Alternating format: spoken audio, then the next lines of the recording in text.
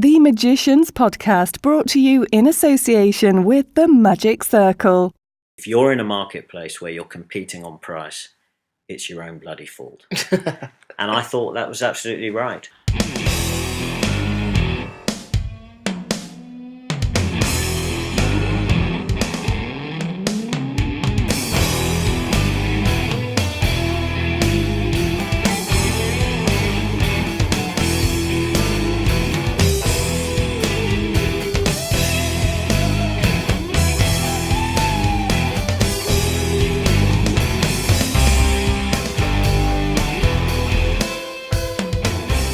Hello everybody, thanks for tuning in. Welcome to the Magicians Podcast. My guest today is James Freedman, magician and pickpocket. Before we get started with the interview, just another reminder, you should follow us on Twitter at Magician Podcast, no S. We also have a Facebook page, which is the Magicians Podcast. Go there and give us a like if you haven't already. If you're listening to us on iTunes and you have a couple of spare minutes, I'd really appreciate you leaving us a little review. That will help us pop up in the search feeds. It'll only take you 2 minutes of your time, but it will help us enormously. I was at the International Magic Convention last weekend. I really appreciated those of you who came up and said hello and told me you're enjoying what we're doing here. It's really important actually, because this is not making any money and it's taking up a lot of my time, and so hearing that you are enjoying what we're doing is really, really great. Thank you for that if you came up and said hello. Now, before we get started with the interview, let me ask you this. Have you ever been sitting at home and had the feeling you should be at a gig? Or even had the dreaded phone call asking why you aren't at the event you've been booked for? I haven't, because I use Gigio. It keeps all my bookings in one place. It updates my diary automatically, so I always know where I'm supposed to be. Take a look at all the features and also take a free 30-day trial at gigio.co.uk. That's Gigio, spelled Gigio.co.uk. Martin Rowland is a genius for inventing this. If you're not on it, you are now in the minority. All the top professionals are using it. Go to the website and take a look at what others are saying about it and take the free 30-day trial. That's gigio.co.uk.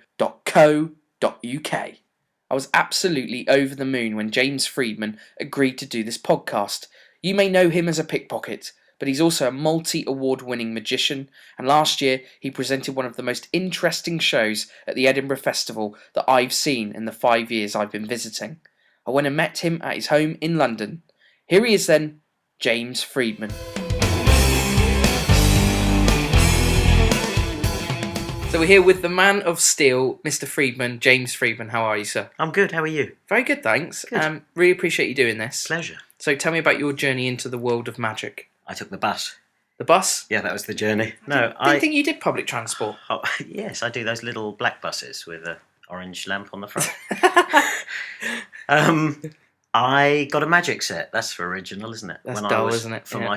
I think my 4th birthday, as far as I can remember. I do remember exactly. 4th? Yeah, That's I was very really young. early. Yeah, well, definitely. Yeah, it was 4th because there's evidence of me performing when I was 5 and a bit. So I was into it by then. My parents gave me the Merit magic set. I think the number 4 set. I think that was a pink purpley box. But my other big influence was that my great grandmother had remarried after my great grandfather died, long before I was born, and the guy she remarried was a chap called Harry Adler. Not Larry Adler, who was the famous harmonica player, Harry Adler. And as the great Adler, military illusionist, he was a top-of-the-bill escapologist. Really, all my research, I thought, would be like late 1919 and on from there. Turned out 1909, he was in his heyday. Made it really big. And only relatively recently, in about the last 5 years, have I found out quite what a star he was. Someone wrote to me, they were researching a variety theatre in Leeds, and they wrote to me, "Dear Mr. Freedman, understand you were related to the great Adler." So I wrote back and said, "Well, how did you know there was a connection at all?" And it turned out I'd mentioned it on an old Magic Week interview. And this guy who was researching it, his grandmother had had theatrical digs, so he'd inherited the guest book, and in there was entry from all the people who'd stayed, including an entry from the great Adler, but not written by him, written by his manager. So I thought, well, if he's travelling with a manager, he must have been something. And from the dates in that book, we found reviews of his show in the local paper, Microfiche, and from that, we got a phrase, military illusionist. I'd never heard that in relation to him. He'd always just been the great Adler.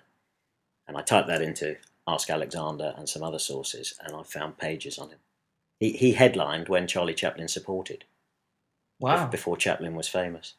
And I only know that because Peter Warlock wrote about it in one of his articles. So James loves magic history. He's been educating me all afternoon because my magic history is abysmal. Basically. Yeah, it's not quite as good as abysmal for us. I was a bit shocked when you didn't really know who David Devant was. Asked me, which of his DVDs you should watch. So you go through your teenage years and you went to university, chartered surveyor, see? Yeah. I've done my research. Yeah, that's very good, yeah. Thank you. Magic was always the hobby, but it was a hobby that opened doors, it got me my first job in commercial property, definitely. And, it allows you to go and do things, as you know, that you wouldn't ordinarily be able to do for whatever reason. So you can live like a millionaire without necessarily having to be one. Well, that's what the guy who taught me, Bob Swadlin, said that to me. Yeah. He said, you'll never be a millionaire, but you'll live like one. That's what he said. Well, I think he may be wrong on the first one. Well, I don't know. When I order a pizza, I have no problem ordering extra dips. That's good. I always say go large if you want to. That's it. And you're a man who's taken that very much to heart. So we're talking of pizzas. That was the old joke, wasn't it? What's the difference between a professional magician and a large pizza? A large pizza can feed a family of 4. I was, happy doing property and with this sort of fantastically lucrative hobby, I suppose, and pastime. But I was going out semi-professionally, would be the phrase, and doing shows. And then in 1994, I did a show called Ever So Slightly, which Richard McDougall put on at the Battersea Arts Centre. And it was the first weekly magic show in London then for forever, probably since Masculine and Devant were doing their stuff on Piccadilly. And I met, after that show, a chap called John Woolvett, who sadly died earlier this year. And John ran a photographic exhibition display business, but had just got involved in the Magic Circle. And we got chatting and we, hit it off as friends. He would answer the phone for me because I was too busy with my day job and see if we get some gigs. And so for a few years, probably about 6 years, we did some really big stuff considering it wasn't either of our full-time roles. Then in 2000, the property company I was working for got sold and I had a sliver of shareholding which gave me a little bit of a cushion to think what shall I do. And this thing that John had created, he thought of the name Magic Management originally as a company to manage magicians. And it became what it is now, which is a company that uses psychology of magicians, you might say, to teach business persuasion. But as this audience to this podcast would understand, we're selling common sense using things we know from magic. Yeah. And what was the business like 15 years ago compared to now? Because you've always gone after the corporate market, right? I remember you saying you very. Do you mean what was the business of magic like? Yeah, was it better then? Was the money better? What kind of? Relatively, the money probably was better. So I sort of stumbled into running an agency in a very odd sort of a way. Mark Paul, Anthony Owen, Nick Reed, and Paul Andrews had set up a company called Dynamic FX in 1989, I think. Although one of them might correct me. I remember being on the coach from the airport at the Isle of Man convention that Opus had arranged. So Chris Power and JJ, and Mark was just making the call to Marvin to say no, we're. I'm off from Marvin's Magic because we're setting up this thing. And I have to say the 4 of them, first from a back bedroom and then from a serviced office somewhere, did a fantastic job of building that market. It was before internet when they set up, although they were one of the very first companies to, even have a website. That was Paul Andrews' influence. And they were the only place really that a party organizer could ring if they wanted 1 or 2 or 3 or 4 or 5 magicians. For an event. They were very professional. They did all the entertainment for a while at the Magic Circle headquarters. And they were really good. And Mark had come to see John and me in about I think it was about late 2001, 2002, and said, what you're doing on the corporate side of business training and marketing sounds, interesting, and I'd like to be involved with that. And John asked him what will happen to Dynamic FX, and he said, well, it's sort of run its course and we're all doing different things. Anthony was already doing, the brilliance that he's doing at Objective. Paul was doing something else, I think, in video production. Nick was off, I think, already by then, very successful corporate entertainer in his own right. And so rather than Mark join us, we said, well, why don't we buy Dynamic FX into our group and carry it on running? So for a while, Paul and Mark were working through Dynamic FX until they went off to do their own thing. So we sort of ended up with this agency that was, as I say, already successful. And, the company's gone through a change of name and it's called magicians.co.uk, but still got the same sort of values. And to answer your question, which you asked me about 20 minutes ago, has it changed?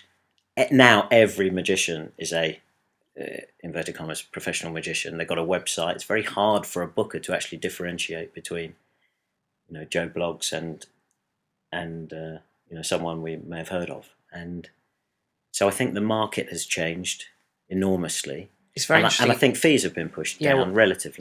What I find very interesting about what you do, and I've had this conversation with you before, I'm going to give you an example. You said to me, if someone rings you and they've got 500 quid, you say, I'm very sorry, we can't really help you for that. You do go for the top end of things. Is that how you see it? Or what's that? Why did you make that decision? I know the conversation. If someone's got £500, depending who they are, if they're, there's a charity or there's another good reason to do it, then we might do it. To be honest, if it's below what I call a base fee, which happens to be higher than that figure, then quite often if it's a cause we like, we'll do it for nothing and ask them to make a donation to our charitable corporate fund, which can then, give money to other nice things. So everyone wins, and it's just a nicer way of doing it. I remember listening to a lecture at the Magic Circle, and the lecturer was the head of marketing, I think, for IBM. And he's a magician. But he said something that I thought was quite profound, and I can't remember who the quotation was, but the quotation I remember. If you're in a marketplace where you're competing on price, it's your own bloody fault. And I thought that was absolutely right. Already when I heard that phrase, I already made the decision to kind of move my own performance from magic more to pickpocketing. And that was something that John Warvitt and Richard McDougall told me to do in 1999.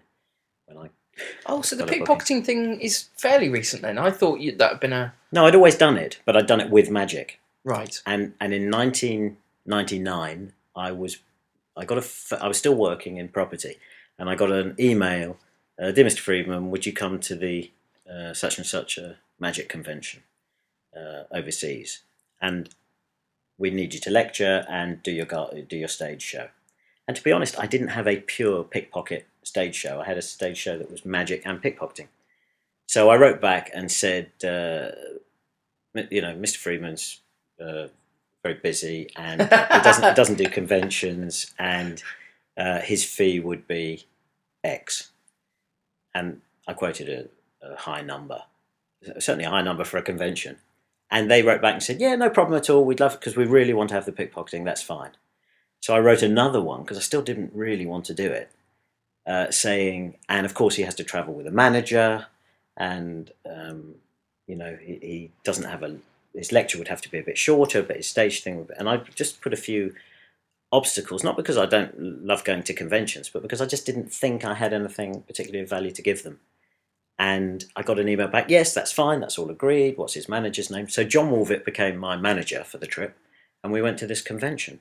But the emails were, I think, about March in the year, and the convention was about September. I think it was something like a 6-month run. So I had 6 months to write and do the show. And people who were extremely helpful were Richard McDougall, massive help, who's always influenced everything I've ever done really on a stage. John Warvitt and Mark Paul stood there and had his pocket picked for hours on ends. I'm trying to think who else came. I'm sure Nick Reed was involved. and we put together this show. I did it once at a place called The Space, which Richard was kind enough to set up for me about a week before the convention. I went to the convention and I did very well on the gala show. And little did they know it was the second time it had ever been done. That act had ever been done. I look back at it now and cringe, but it did have some odd excuses to go into people's pockets. Yeah. So I haven't changed. It's still the same as I do now. So when you go from... So the pickpocketing gets introduced properly in about 99, you said? Yeah, I picked pockets from when I was at school, definitely. I saw Borra on the Parkinson show. And remember, this is pre-video recorders, pre-video tapes. Some people listening to this won't even know what a videotape is. And I was allowed to stay up because there was going to be this guy on TV, and my parents let me stay up, and I watched it, and I remembered everything except his name, even though Borra used to start his act by saying his name and spelling it for the audience. So my name is Borra with 2 R's. To, in an effort to make people remember, I suppose. So I stayed up, and the next day I went to school and started to try and take pens out of my friends' pockets, and I remembered what I'd seen, but not exactly, I didn't know how to do it. I know that by the time I was about 15 or 16, I could take a tie off, because I used to do it at my secondary school on the juniors before I was in the sixth form, so that would have made me about 15. Yes, I used to. They used to put us in charge of the lunch queue, and it was an all-boys school, as the boys were queuing up, I would take ties off one of them and then let sort of 10 into lunch. And whoever was unlucky enough to have had their tie taken off and rolled up behind my back and put into their blazer pocket, then got sent to the back of the queue by the master, who said, "You're not properly dressed." So that was I know I was doing it then. One of the biggest things you read about James, if you Google him, is all the consultancy work he's done. And I think I'm here in your living room, and I see in the hallway you've got a poster from the set of The Illusionist. Is that the biggest sort of consultancy job you've done, really, in terms to prestige, without it wanting to sound like the other film? I had no involvement with the Prestige, other than we did the premiere party and the red carpet, which sort of a magician every 5 yards on a big red carpet. The Illusionist was great fun. Actually, it's about to be made. I just read in the last couple of days into a TV dramatisation set in modern day, I think New York. So that will be interesting, and it was good fun because the character Eisenheim is a professional performer, and living in that world that we all understand. So although originally I think I was brought on to solve some technical how can this trick that the writer Neil Berger, who directed it as well, had written, he wrote things that just pushed the envelope. So I remember one thing particularly was the scene starts with Eisenheim is standing there holding a silk scarf, lady's silk scarf, which is aflame. It burns up, there is no residue. And from this he produces a string of pearls and gives it back to the Duchess. It's a scene that's not in the film because I changed it to something that we could do. But I remember saying to him, "What do you mean it burns up with no residue?" And he said, like flash paper or those things. So he knew a little bit, and knowing a little bit can send you down the wrong path. It was great fun, that film. And you worked one-on-one with Edward Norton, did you? Yeah, he was a brilliant student, actually. I taught him, and I was there. It wasn't really entirely teaching the magic, although he learnt it brilliantly. It was also saying, when you do that on a stage, particularly on the scenes that were set in a theatre, you wouldn't do it that way, you'd do it this way. And working with the art department on, actually, that's not quite right, and it wouldn't look like that from the back.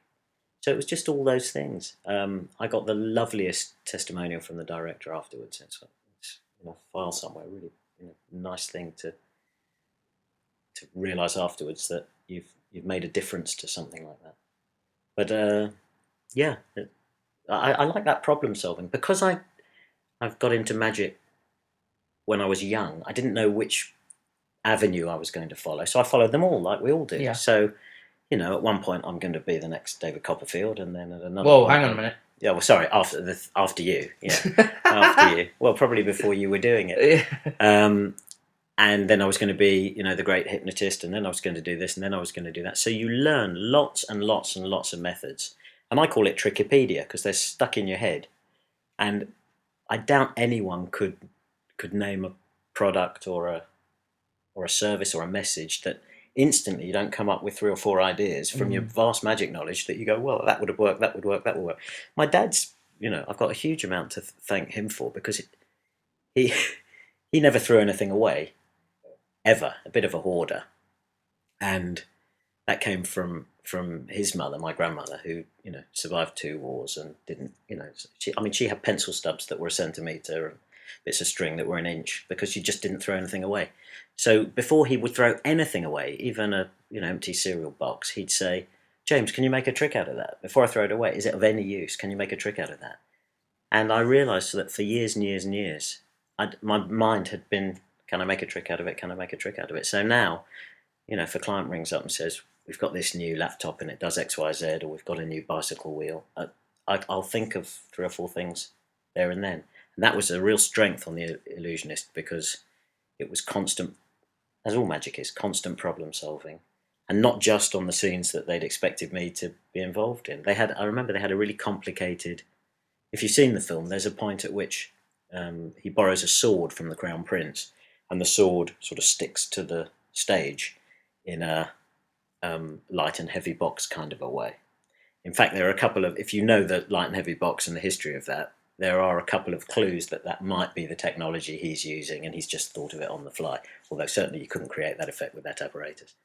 And the sword balanced, just put down and balanced on its point, they were going to do with CGI. So they had a green screen and they had a green funnel into which, kind of a rig, they would put this in and then artificially paint in the tip of it. And they were lining up all these shots. Dick Pope, who was the DOP on that, a brilliant DOP, was explaining what they were doing. And I said, well, what's the effect? Because it wasn't particularly a scene I'd had much involvement with, but we were on set in a real Royal Palace filming it. And he said, oh, we want to do this, this, this.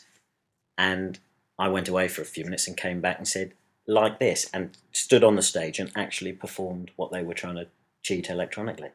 I just strung a thread across, and we have put the hilt of the sword over the thread. Well, that came from something in Dunnage's Encyclopedia of Magic, where a walking stick is stood up in front of you, and it's a thread from one knee to the other and a lead weight down your trousers that takes up the slack, because that would make it workable. That book is full of pipe dreams, but I just remembered, that, and did it. And Tom Karnowski, who was the producer on the film, said to me, "It's always threads with you, isn't it?" I said, "Yeah, or magnets." and so it was. So, but they ended up doing it our way, and it looks much better.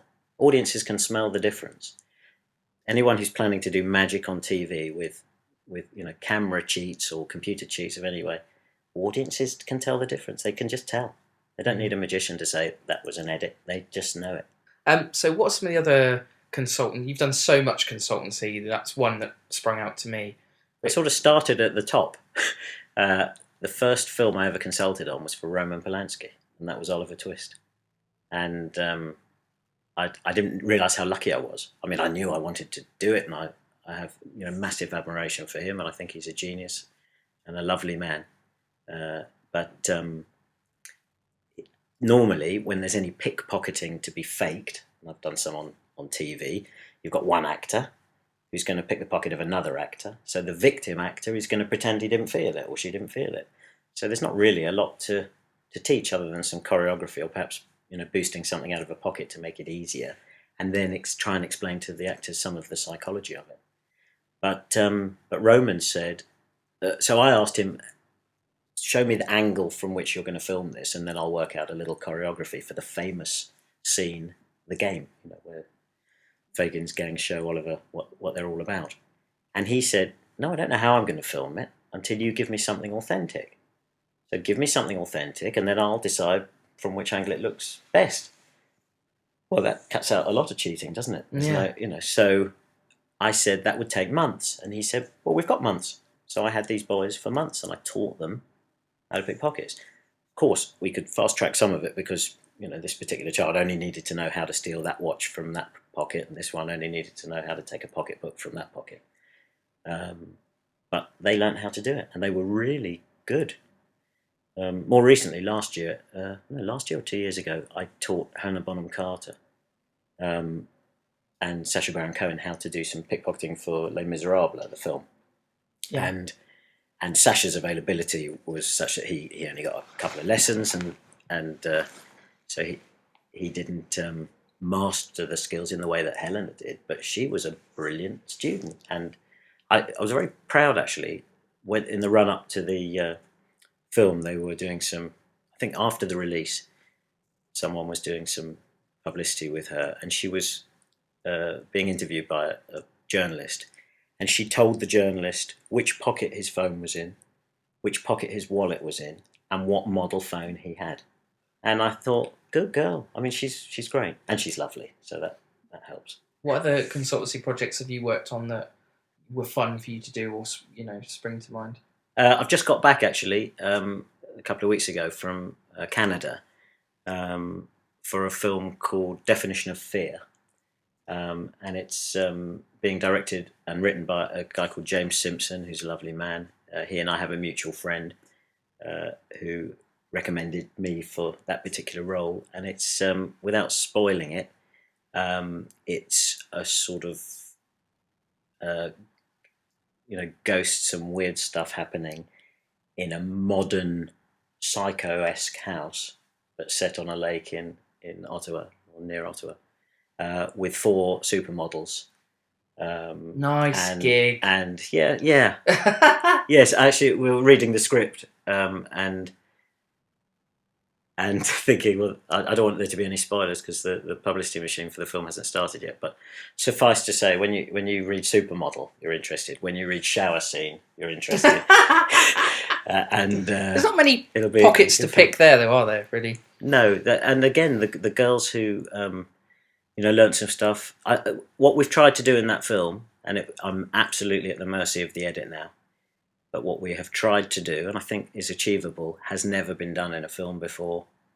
I don't want to spoil it, but if it comes off, you'll hear about it. So what percentage of your business now is pickpocketing, and what percentage of it is magic? Is it very 50-50, or? If I'm on stage now, it is... If I'm on stage as me, so the product is me, it's 100% pickpocketing, or to be a bit wider, theft related. You saw the Edinburgh show, so it's, yeah, we're going to talk about that in a minute. Yeah. Okay, so it's not just pickpocketing, but it's all in that ballpark. But if I'm there to talk about the latest XYZ 2000 product, then I'll talk about the XYZ 2000 product. And there, I'm not the product I'm selling. I'm just a spokesman for the company, and I don't really want them to even remember my name. I want them to remember the product. So I think we should talk about Edinburgh now because it was so well received. In fact, I haven't heard about it. Tell me. Well, I've been in Edinburgh for 4 years, and it's definitely, in my opinion, the show that made the biggest impact up there. Wow, thank you. For its first year, in the world that we're in, there's a whole nother thing up there with comedy, and that is its own thing. But I don't really know how much we can say about this show because I know we don't want to give away really what happens. But it's a show about theft. I mean, I'm happy to say it's a show about theft and all kinds of, we touch on, digital theft and ATM fraud and cybercrime and all things that actually I do work with the police on. But this sort of areas. It's the thing, and I hope you won't take this the wrong way, but that process of saying, I'm going to create a show, I'm going to put it together, I'm going to do a preview, I'm then going to take it to Edinburgh for a month where, let's be honest, no one really makes any money. All of us could be making more money by doing close-up gigs. It's considered a young man's game. So I hope you won't take that the wrong way. Well, I'm young at heart. Well, yeah, absolutely you are, but how did that come about? How did you go, right, no, we're going to do this, and why? Where can I work for a month in one go and just get that flight time? When Magic Management was marketing the Magic Circle headquarters, despite what people may have heard, I didn't make fortunes out of it, but I got something far more valuable than money. I got flight time because I was there, doing shows, often for nothing to promote the venue. So I was getting flight time, but only on what I call my act, as known, the short bit with 2 guys. And so I'd been looking around for where can I get just more flight time that isn't at a corporate where you turn up and you've got all the other things to worry about of looking after the client and everything that goes with that. So cruises was somewhere that I looked at, and thanks to Russ Stevens and his connections with the agency I'm through, I've been very lucky to do some cruise work. But again, they're not long. They're not long runs. You're sort of on and off, and maybe doing a couple of shows. So Edinburgh seemed like a good place to do it. The other thing is that quite late in my life, I'm in the last of my 40s this year, and I'm much more open to collaboration than I think I've probably been at any time. And that's not to say I haven't collaborated before, but I just, I'm happy to submit and let someone who knows better than me tell me other ways. So Edward Hilsom, who was, more than instrumental in co-writing that show with me. I'd said originally I think I even said to you, oh, it's one of the most theatrical things I've ever done. It's one of the most artistic things I've ever done. If I'm honest, it's the only truly theatrical thing I've ever done. So why did I go there? Because Edinburgh was a place where you can get flight time for a month. My goals were to create some material that I could use when I came back and did corporates. So a lot of ideas that we had didn't make it before the first performance at Edinburgh. We took a piece out because I said, let's underrun and not give ourselves all that time pressure of getting into the room and out of the room. It's a very tight time slot at the Fringe. So we took a piece out and we ran an hour without it. So glad we did. So it never went in. That is the only bit of the show that's not properly worked, although I've done it on a few cruises and other places. Are you going back to Edinburgh next year with it? I hope by the time Edinburgh comes round next year, that show's kind of evolved and developed into something else, but no firm plans yet.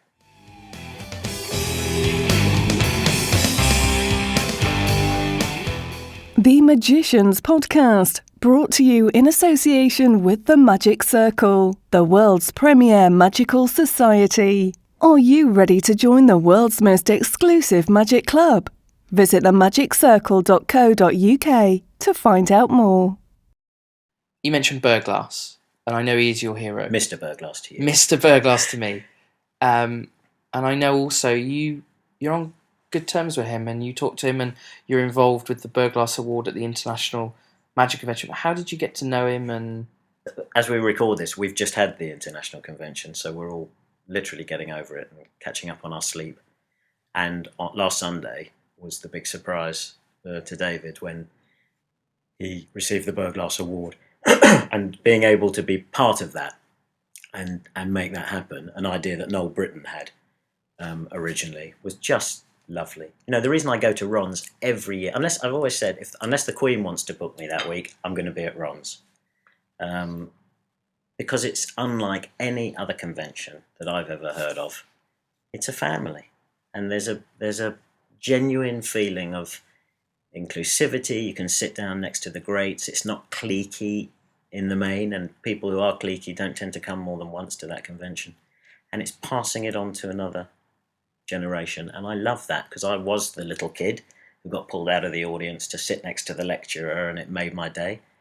And now I'm in a position to be the person who pulls a kid out of the audience to sit next to the lecturer. You did that on Sunday. Yeah, I do it deliberately. Can you talk a little bit, because James, this is incredible what you told me before the mic turned on about what happened with the spare ticket on Sunday. Can you talk about that? Yeah, I can do, but I don't think it doesn't seem incredible to me. It just seems normal. You never met Ron McMillan. No.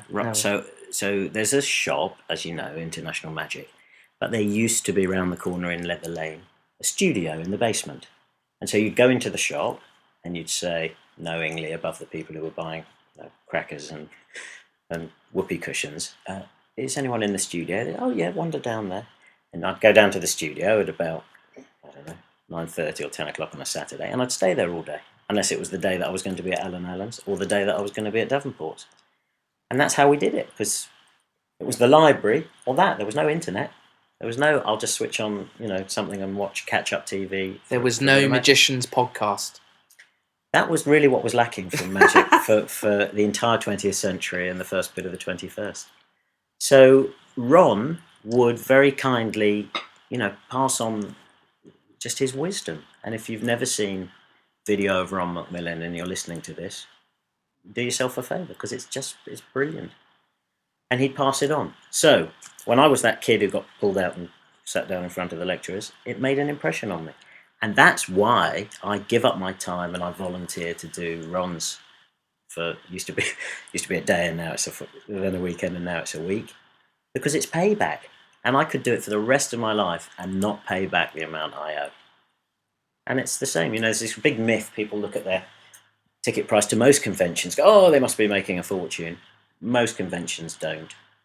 That convention doesn't make a fortune. There have been years where it doesn't make anything. And if people only knew,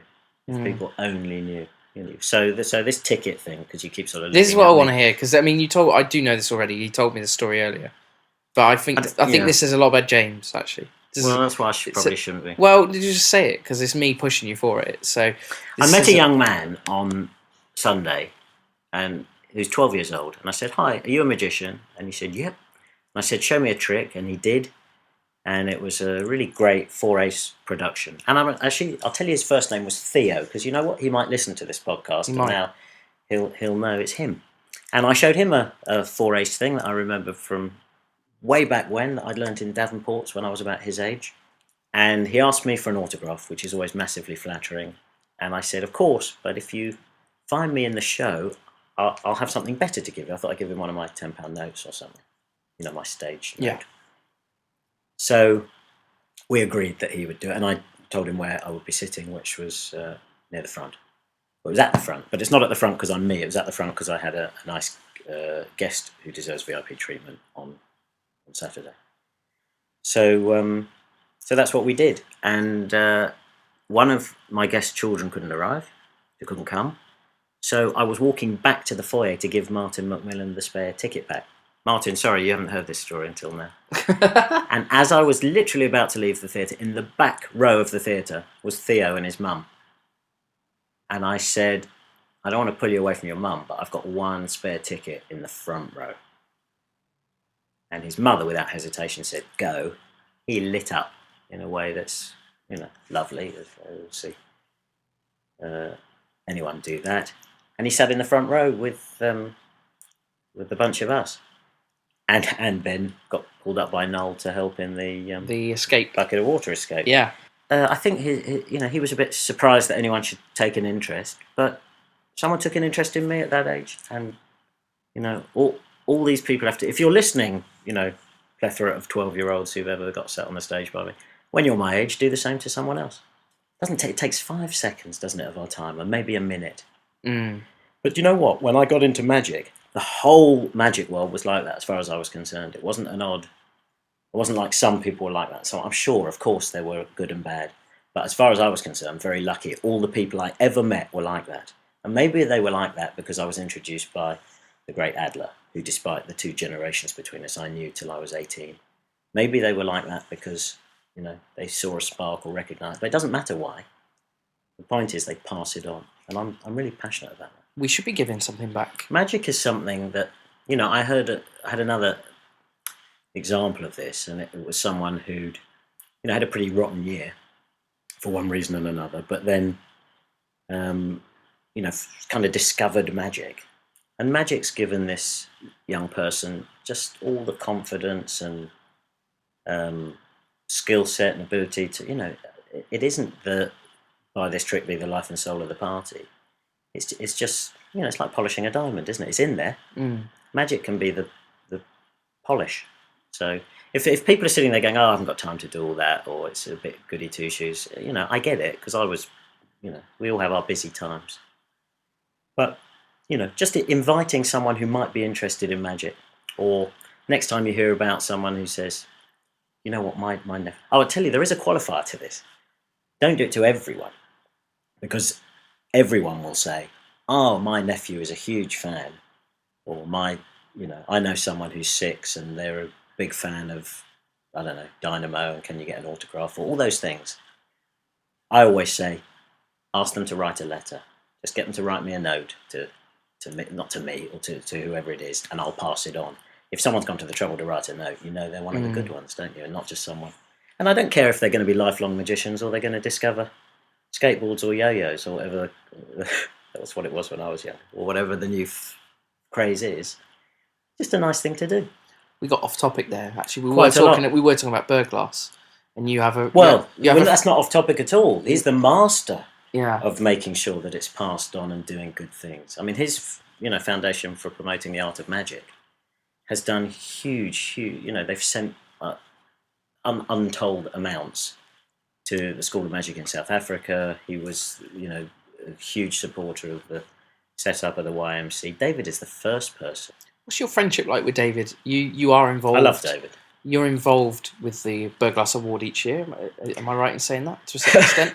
Well, to a certain extent. I mean, the truth is there is a committee, and the committee is David, Noel Britton, the Macmillan family, who were not on the committee originally because they were the first recipient, and myself. And David takes soundings of the committee and of other people in the magic world. He's the most connected guy in the magic world. And then he tells us who the winner is. Yeah. So this year was kind of no different, except that a lot had to happen in order to spring. Can you tell us a little bit about this now? I mean, there was a lot of people there at the weekend, and I think a lot of them will be listening to this podcast. If you don't know, David Burglass presented the Burglass Award to Dynamo. That's what we rehearsed. Yeah, you told me this. You actually did a rehearsal as well. What David Burglass didn't know was that the committee had decided that David Burglass was going to receive the Burglass Award, and Dynamo ended up presenting it to him. Noel had the idea some time ago. I can tell you, we're within a few days of the last award being given, and I know that somewhere at a secret location in Barnet, David Burglass is already planning how he's going to do next year's, because that's just the way he is. He's a meticulous planner. He taught me lots of things, but I don't have his skill in that area. So Noel had the idea. I thought it was a great idea. Martin Macmillan thought it was a great idea. We're not going to tell the rest of the committee because the rest of the committee is David.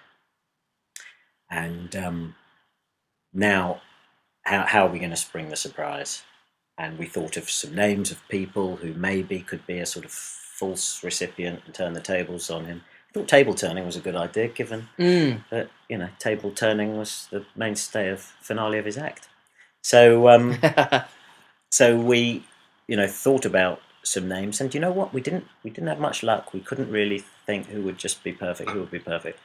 And when someone suggested Dynamo's name, I knew immediately that was the right answer. If, and it's a big if, someone of his level of fame now, had enough time, and B, would be prepared to do it. Well, fortunately, Dynamo loves David Burglass almost as much as I do, and he's on record many times saying it's his hero, one of his heroes. So he said yes immediately, and it was, I have to say, one of the best kept secrets.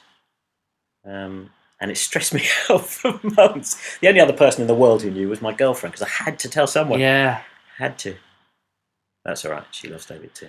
It was an incredible thing for Dynamo to do, actually, because it was incredible. Like I said, he's at the top of his game anyway at the moment. And not yet. I mean, he's done meteoric things, but I think there's much more to come from him. But to walk out there and accept it, and then go, naturally, today this is for you. I don't get anything. I thought it was an incredible thing to do. So, will Burglass already know who's going to get it next year? Right now? No. Oh, he's got up. I've got up. I was looking for something to show you. I had a little souvenir from here we are, from International, and this is the plaque Dynamo 2014 that came off the award when it was magically changed on the video from Dynamo's name to David. So I'll put that among the other boxes of that I've got. Brilliant. Would you like to play the word association game, or would you like my 10 quickfire questions? I'll let you choose. Don't mind. Oh, well, let's do the... Should we flip a coin wand? I've got a coin wand right here. So I don't know which way around it is, but if it comes out heads, I'll do the first one. Tails, no joke, actually. As soon as you said that, that's tails. Where's my wallet? That's tails. Your wallet's over there. Right, that's good. I haven't stolen it. You've just left it lying around, which is something I tell people not to do in the show. This is good. Okay, so we're going to What are we do playing then? word association. Okay. So first one. Yep. The magic circle. Next. No, I love the Magic Circle. I mean, I'm very, very proud to be a trustee of the Benevolent Fund. I stopped my work as a counsellor a couple of years ago. I'm not on any of the committees anymore, but I think the work of the Benevolent Fund is vitally important. And the Magic Circle is amazing, isn't it? It's amazing. The thing it's got is what I would say is the public perception of the Magic Circle is extraordinary. It's not perhaps what it was when, I don't know, I was younger and Frank White was the president, because it hasn't got a prime time Saturday show. You know, Paul Daniels used to come on and talk about it virtually weekly with a free advert. But it's got an extraordinary history and heritage, and anything I can do to help it do some charity stuff, I'd love to do. You've won the close-up competition twice? Twice, yeah. I won it this year, and I won it when you were Do you enjoy at school. Do you enjoy the process of competitions? Or? Well, the first time I won it, I put together quite an elaborate act, and I had this whole convoluted idea around the timekeeper's bell, and it was all very complicated, and half of it came off and half of it didn't. I was mildly entertaining, and I thought the judges. So I think that helped. And I remember Alan Shaxson was a judge, Pat Page was a judge, I can't remember the third. And Alan afterwards met me, the Victory Services Club, and said, that thing you did with the reverse card, it was like a variation on the Brainwave deck. I had a similar thing, but my index was different to yours. And I said, Alan, I didn't use an index. So he teased me about that a few times, and I teased him as he was trying to fish for it. It was something so obvious he didn't think of it. I think Pat just liked seeing a commercial worker. This year, when I went in for it, apart from a gag I opened with, I just did stuff that I've done forever. In fact, I did it in the previous competition, exactly the same act, or virtually, that I didn't win. So, it's about the judges on the day, and we shouldn't take competitions too seriously at all, but they make you a bit more current. I've got to say, though, that the international competition last weekend was, I thought, very good and very bad in different parts, but no one in the Magic Circle competition this year, and I can only say this because I was adjudged the winner by some weird process, no one would have got placed in the international competition. Yes. And I don't think that's a problem per se, but I think we as a society, the Magic Circle as a society, have created a competition for workers, who would you book kind of a competition, as opposed to a competition that's going to advance the art of magic. So I think the Magic Circle is very good at promoting the art of magic, which is one of its objectives. But if we want to advance and promote the art of magic as a club, then we need to look at the advancing bit. What's your next question? Yeah, I'm going to dart around, actually, because I'm loving this one today, because this is a bit more fluid. So this just completely changes the subject. What's a favourite trick for you of all time? Is there a piece of magic that you adore? I wish I'd been there when Burglass vanished the piano. Oh, this is an amazing story. Yeah, I'm not going to tell the story because it's already recorded. Best gig you ever did? It's not the fee. It's not the big fee ones, although they were lovely. But that's a really tricky one. Hey, see, I'm getting good at this. Best gig I ever did. You can look back and say that was a special moment. Like the first time I went to Downing Street was like, oh my Downing Street. Or the first time you do the Palaces or Royal People.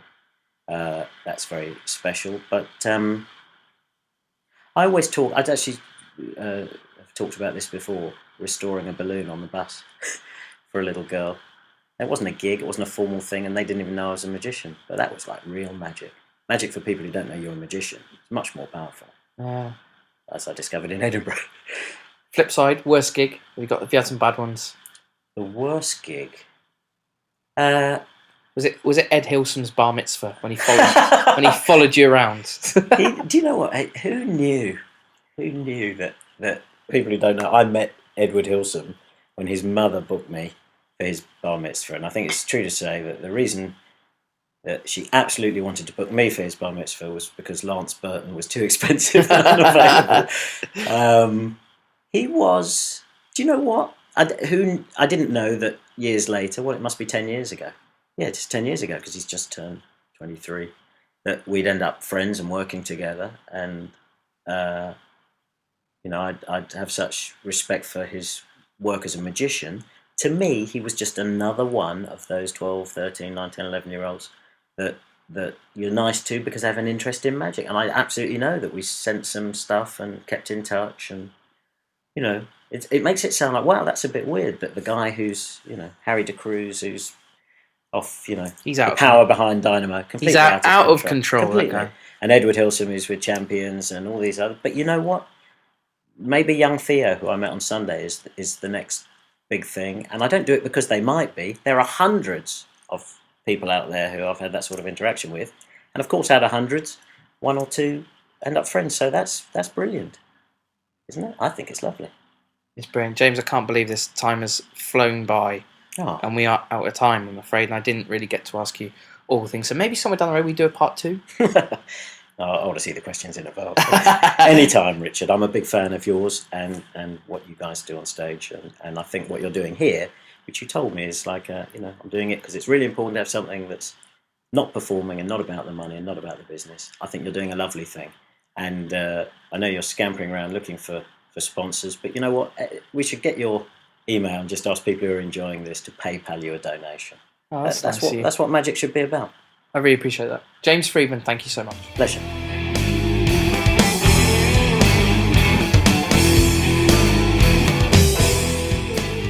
That was the magician, pickpocket, and 2-time Magic Circle Close-Up Magician of the Year, James Freedman. Thank you for your time, James. Really appreciate it.